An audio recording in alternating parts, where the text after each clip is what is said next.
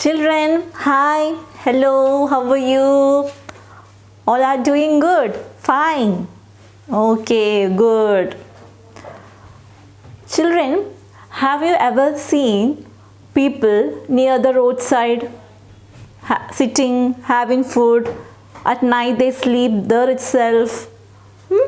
When you travel on the roads or when you go through a road, have you seen that? Have you ever thought why this is happening or why the people are there? Why they are not going to their house and all? Because they don't have a shelter or they don't have a house to live. We all are living in our house, isn't it? We have a shelter, but there are some people, those people that don't have a house to live. Okay, they don't have a shelter. So those people are living near a road, on the pavement or outside footpath, under the tree, on cement roads and all. They spend their time there itself. They beg for food because they don't have shelter. But everybody needs a shelter, isn't it, children? They are so poor, they don't have money. That's why they are staying there. So today our topic is everybody needs a shelter. Everybody needs a shelter. That is topic for today, lesson 11. Everybody needs a shelter. Okay, now coming to your textbook. Let's read. Okay. Time to warm up. Look at the picture. See the picture given here in the textbook, children. See the picture. Can you think of a good caption for the picture? You can see the picture here. Okay. Can you think about a caption, a heading for the picture? One has been given for you. Homeless, not hopeless. Means the picture you can see two people and a dog sitting on the roadside, isn't it? Here they have given a name, homeless. They don't have home or house. No hope, hopeless. Means they are poor children, poor people. They don't have money. So that is the caption we can give. Poor people we can give. Homeless people. Okay. Time to know. Urmila spends her days on the pavement. Pavement means on the road. Okay. Or footpath we say. Stringing flowers means hanging the flowers and make it a chain. That is stringing flowers into garlands for devotees at the nearby Hindu temple. Near a Hindu temple is the where people are coming to pray.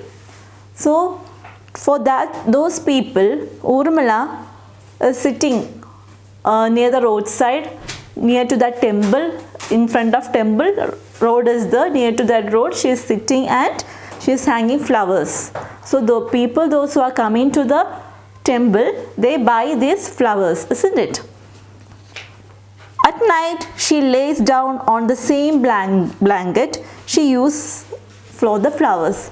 For the flowers, she is using a blanket. Upon the blanket, she has kept all these flowers and she is doing the work in the daytime. Night, what will happen? With the same blanket, she lays down there itself and she covers with that blanket itself. When it gets really cold, she uses a plastic tarpaulin to cover herself. When it is so cool, what happens? She uses a plastic sheet, we say. Tarpaulin means a sheet, a plastic sheet or a cloth to cover herself. When it rains, her condition is very deplorable. Means condition is very bad when it rains. Her condition is so bad when it rains, or so poor we say. So you can see the image of Urmila stringing flowers. She is selling flowers to the people, those who are coming to that temple. At the same time, she is sleeping over there, and her condition is very bad, very poor. Next, Mohan. Mohan, a 13-year-old boy, is an orphan. Means he don't have parents, father and mother. He lives in a cement pipe. See the image of a cement pipe here, children. A cement pipe. Cement pipeline, we say. Cement pipeline. Okay. So he lives in a cement pipeline left over at the edge of the street. In a street, at the end, there is a cement pipeline. You can see the image of a cement pipeline. So Mohan is staying or living inside that pipeline. Why? Because he don't have a shelter. He don't have a house to live. During the rainy season, when the drainage overflows, rainy season, what happens when it rains? We can see drainage, dirty water flowing. It overflows. The pipeline is filled with muddy water. Poor Mohan. The pipeline where he lives, in rainy season, it fill up with full of mud water. Water full of mud. Then Mohan suffers a lot. Poor Mohan won't able to live inside it. Okay. So we saw the condition of Urmila and Mohan, how poor they are. They don't have a shelter to live. They don't have a house to live. Urmila is living in the road only, near the road itself, near to that temple road. And Mohan, he lives inside a pipeline. When it rains, both Urmila and Mohan are suffering. This is the condition of many people in India. This is an example they showed here.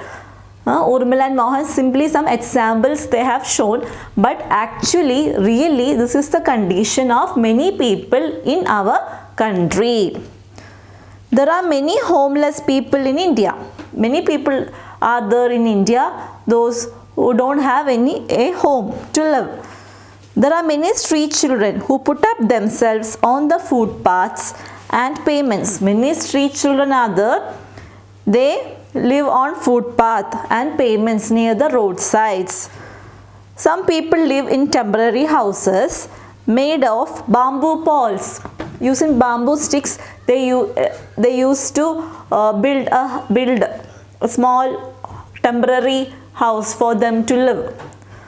Bamboo stick, have you seen?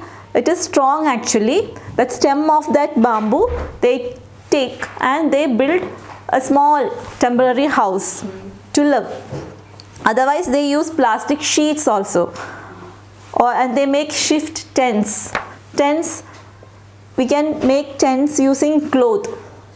So they use tents also sometimes to live, so that they can remove it, and when they go to other street they can fix it again. The area where these people live is called slums. Slum area. Have you heard about this word? Slums or slums. Slum area, we say, where people live. Many people live together, congested, thickly populated, we say. Many of people, children, live in a small street or small area. The parts of the cities where these slums are located are quite congested, as they are overpopulated. Many people with children. So area will be small. Area is so small and people are more. So they live in a congested way, we say. The conditions of the slum areas in metropolitan cities have deteriorated to such an extent due to the high density of population that the people there hardly enjoy even the basic amenities. What is the condition of those areas, slum areas in metropolitan city? In big cities, there are slum areas, children.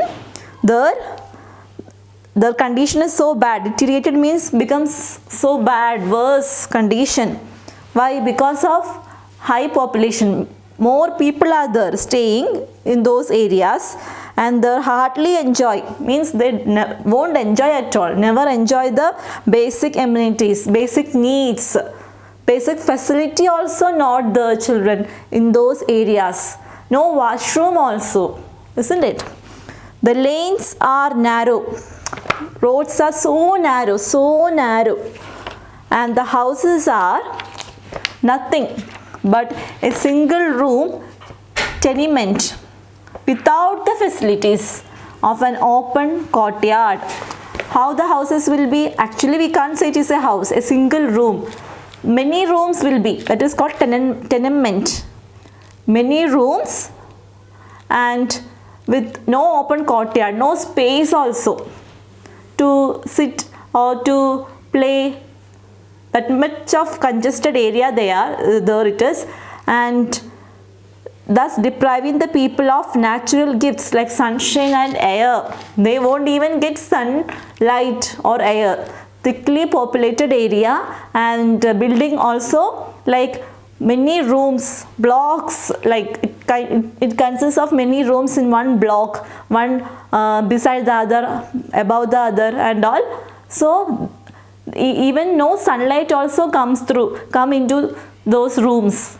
Okay, in such areas people use common latrines. They don't have a separate toilet or washroom. All of them have only one washroom or one toilet, and water tap also.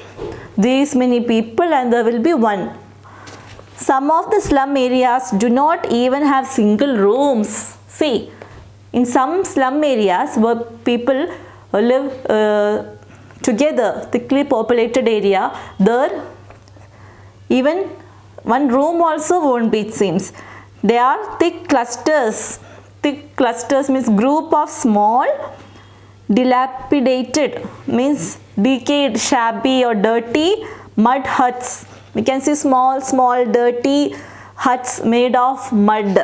The roofs and ceilings of which are made of scraps of wood, small pieces of wood. Using small pieces of wood, they used to make the roof and ceilings of the house. Then, or using gunny bags or sacks, we say, some cloth made of sack. Then metal or some sort of waste material. They use some waste materials or dirty mud or cloth, shabby cloth or dirty cloth and pieces of wood to make the roof or ceilings of those house or huts, we say. They make the hut use some mud, using some dirty muds, and upon roof they use some small pieces of wood or some dirty clothes. Okay, sometimes 10 to 12 people live, eat and sleep in the same room. 10-12 people in one room, eating and sleeping. Once you imagine children in small room. The streets are narrow. The streets are so narrow.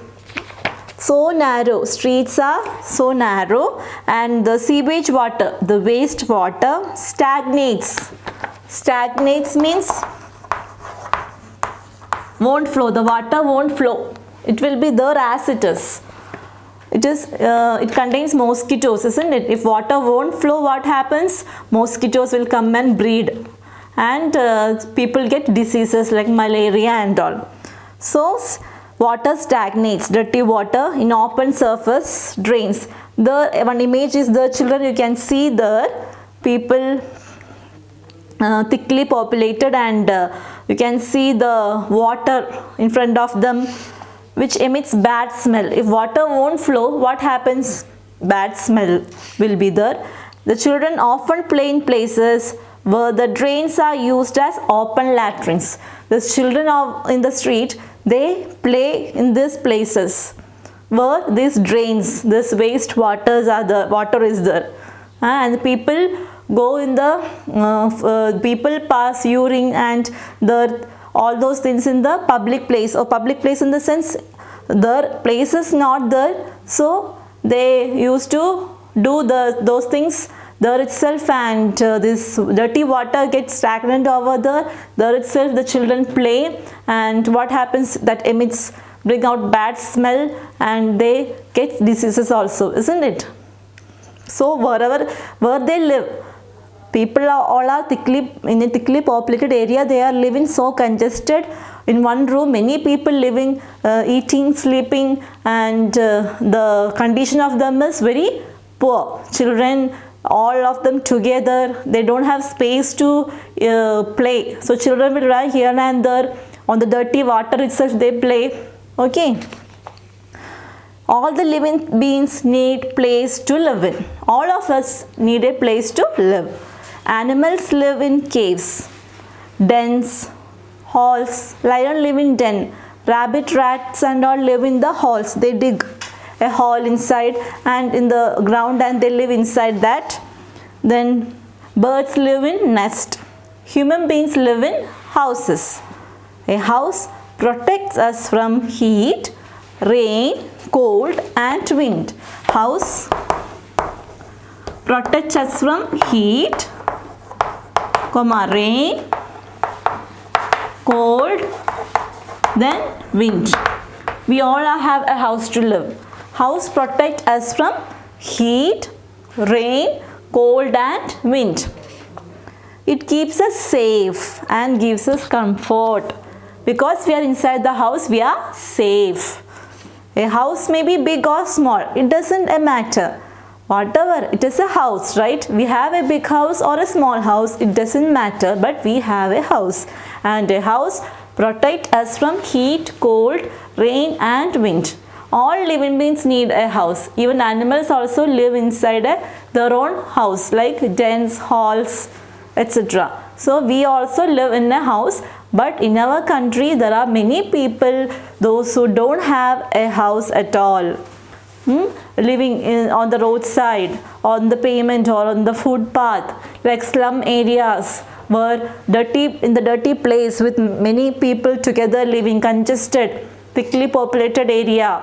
They don't have separate washrooms. They all use one common washroom and all, and the drainage, it won't flow. Water will be there as it is. So that, like that, many areas are there in big cities called slum areas, where poor people live. Condition of them are so pity or so bad. We feel pity and sympathy for them, isn't it? So you are so lucky that you have a house to live. Okay, children?